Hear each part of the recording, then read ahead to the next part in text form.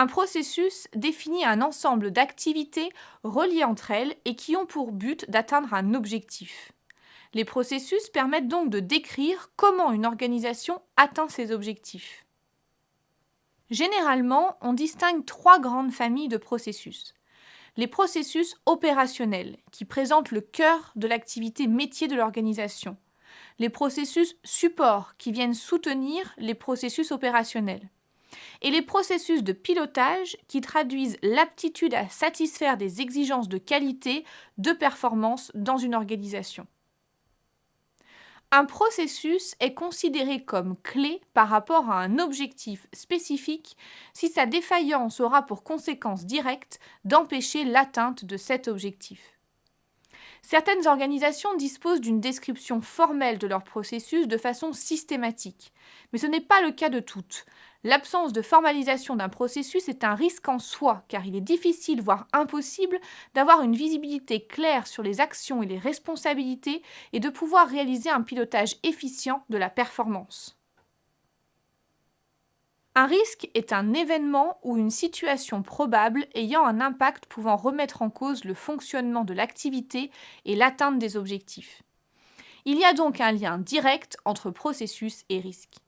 Pour une gestion efficace des risques, il est donc indispensable de connaître les processus et de comprendre comment ressources, acteurs et activités permettent de générer les résultats attendus.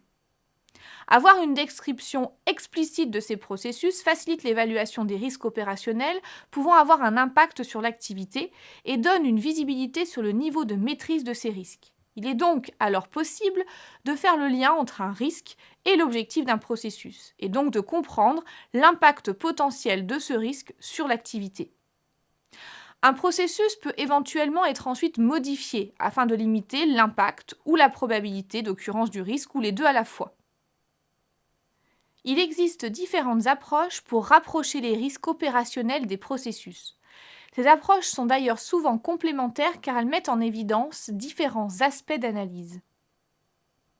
Une première méthode efficace pour formaliser le lien existant entre processus et risque consiste à définir une matrice de risque-processus.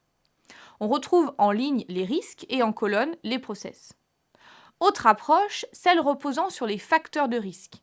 Ces modèles identifient environ 10 facteurs communs permettant d'évaluer chaque processus. Ces facteurs n'identifient pas directement les risques opérationnels. Ils présentent un niveau d'abstraction plus élevé qui peut être appliqué à chaque processus. Ces facteurs peuvent concerner l'environnement, la nature du processus, le niveau de maîtrise par les contrôles intégrés, le degré d'évolution, la performance des collaborateurs, etc. Chaque facteur est évalué et pondéré. Cette démarche permet de définir un profil de risque associé à un process, d'évaluer ensuite la criticité de ce processus et de prioriser des actions en conséquence. L'analyse du risque peut également se faire au niveau des activités qui composent le processus. Il s'agit alors d'identifier et d'évaluer les risques spécifiques à chaque activité ou sous-processus. Chaque énoncé de risque décrit un événement susceptible d'influer négativement sur la capacité de l'activité à réaliser ses objectifs. Cette analyse peut être représentée dans un tableau de synthèse définissant les activités, les risques associés, la qualification et la quantification des impacts potentiels, la probabilité, ainsi que les mesures de traitement de réduction du risque et d'évaluation de l'efficacité des actions prises. Les risques peuvent aussi être positionnés sur une matrice représentant de façon synthétique la criticité de chaque risque identifié. Il peut être également pertinent de représenter les risques opérationnels identifiés comme les plus critiques directement sur la cartographie du processus.